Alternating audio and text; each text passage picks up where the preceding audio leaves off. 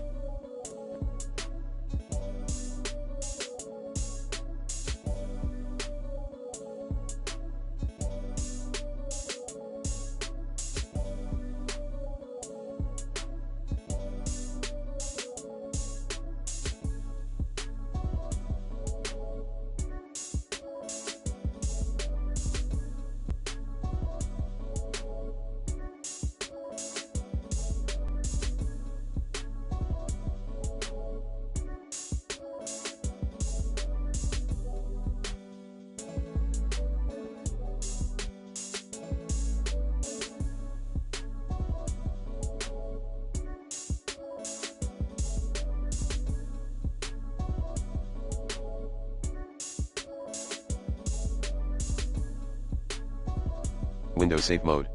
5. Clean boot the system.